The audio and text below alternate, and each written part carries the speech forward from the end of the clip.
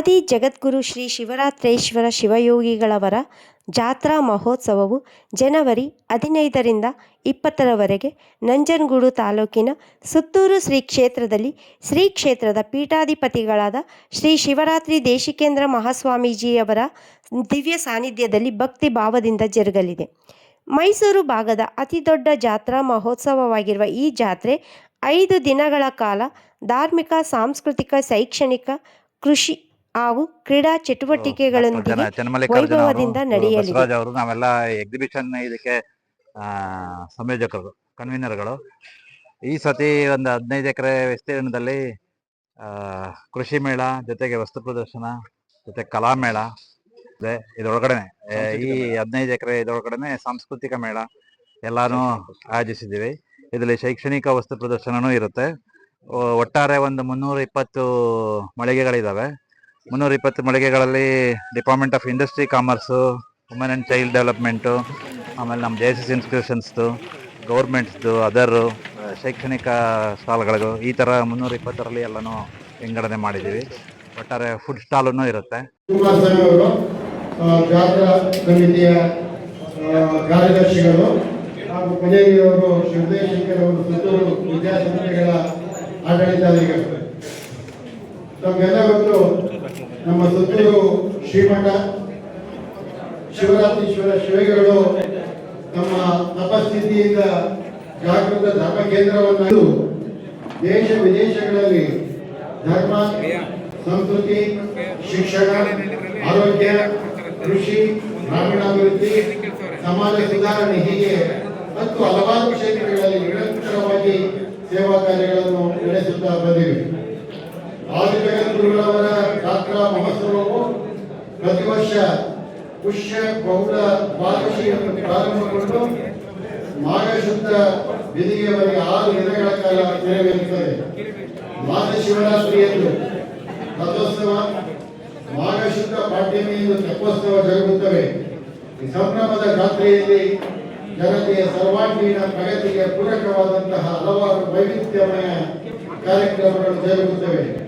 ಈ ಎಲ್ಲ ಕಾರ್ಯಕ್ರಮಗಳು ಪೂಜಾ ಕೈಂಕರ್ಯಗಳು ಭಕ್ತಾದಿಗಳಿಂದ, ಸೇವಾರ್ಥದಾರಗಳಿಂದ, ಸಾರ್ವಜನಿಕರು, ಸಂಘ ಸಂಸ್ಥೆಗಳು ಹಾಗೂ ಕೇಂದ್ರ ಹಾಗೂ ರಾಜ್ಯ ಸರ್ಕಾರಗಳ ವಿವಿಧ ಇಲಾಖೆಗಳ ಸಹಕಾರದಿಂದ ನಡೆಯುತ್ತಾ ಇದೆ. ಅದಕ್ಕೆ ನಾವು 1,000 ಕ್ವಿಂಟಾಲ್ ಅಕ್ಕಿ ಸಿದ್ಧತೆ ಮಾಡ್ಕೊಂಡಿದ್ದೀವಿ. 250 ಕ್ವಿಂಟಾಲ್ ತೊಗರಿಬೇಳೆ, 600 ರೀಫಂಡ್ ಆಯಿಲು, 12 ಟನ್ ಬೆಲ್ಲ ಬಂದಿದೆ. ಮತ್ತು ಇನ್ನೂ 2ರಿಂದ 3 ಟನ್ನು ಚಾಮರಾಜನಗರದಿಂದ ಬರೋ ಇದಿದೆ, ನಿರೀಕ್ಷೆ ಇದೆ.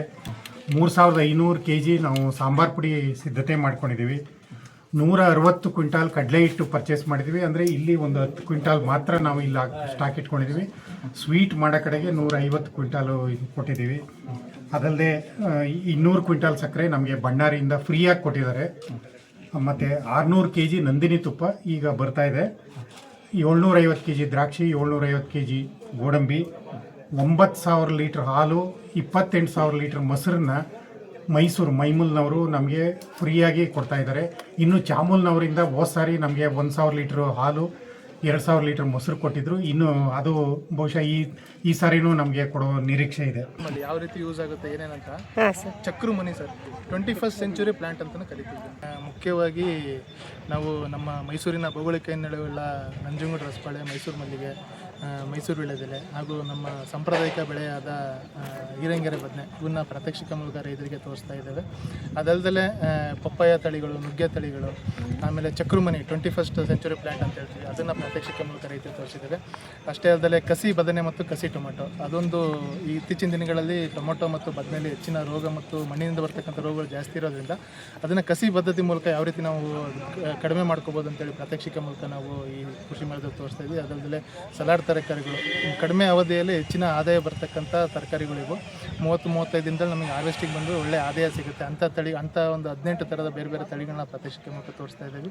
ಮತ್ತು ಬೇರೆ ಬೇರೆ ತರಕಾರಿಗಳು, ಒಂದು ಸುಮಾರು 30ಕ್ಕೂ ಹೆಚ್ಚು ಬೇರೆ ಬೇರೆ ವಿವಿಧ ತರಕಾರಿಗಳು ತಳಿಗಳನ್ನ ಮೈಸೂರು ಮತ್ತು ನಗರಕ್ಕೆ ಚಾಮರಾಜನಗರ ಅಥವಾ ಸುತ್ತಮುತ್ತಲಿನ ಡಿಸ್ಟಿಕ್ಗಳಿಗೆ ಸೂಟಬಲ್ ಆಗೋಂಥ ತಳಿಗಳನ್ನ ನಾವು ಪ್ರಾತ್ಯಕ್ಷಿಕೆ ಮೂಲಕ ತೋರಿಸ್ತಾ ಇದ್ದೀವಿ. ಬಳ್ಳಿ ಲೋಕ ಅಂತ ಕ್ರಿಯೇಟ್ ಮಾಡಿದ್ವಿ. ಅಲ್ಲಿ ಸುಮಾರು 15ಕ್ಕೂ ಹೆಚ್ಚು ಬೇರೆ ಬೇರೆ ರೀತಿಯ ಬಳ್ಳಿ ತರಕಾರಿಗಳು, ಕುಂಬಳ ಆಗಿರ್ಬೋದು, ಅಗಲ ಆಗಿರ್ಬೋದು, ಹೀರೆ ಆಗಿರ್ಬೋದು, ಈ ಥರ ತರಕಾರಿಗಳನ್ನ ಈ ಸರಿ ಪ್ರದರ್ಶನ ಮಾಡ್ತಿದ್ದೀವಿ. ಅಷ್ಟೇ ಅಲ್ಲದೆ ಮುಖ್ಯ ಆಕರ್ಷಣೆ ಏನಪ್ಪ ಅಂತ ಹೇಳಿದ್ರೆ ಪುಷ್ಪ ಪ್ರದರ್ಶನ.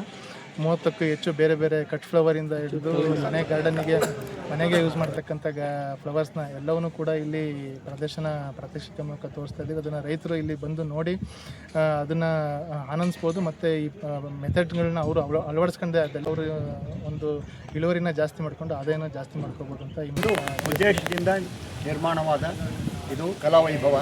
ಇದು ಕಳೆದ 2016ರಿಂದನೇ ಪ್ರಾರಂಭವಾಗಿದೆ.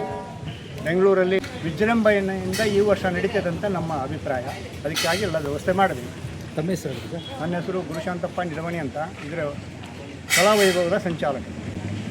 Thank you sir.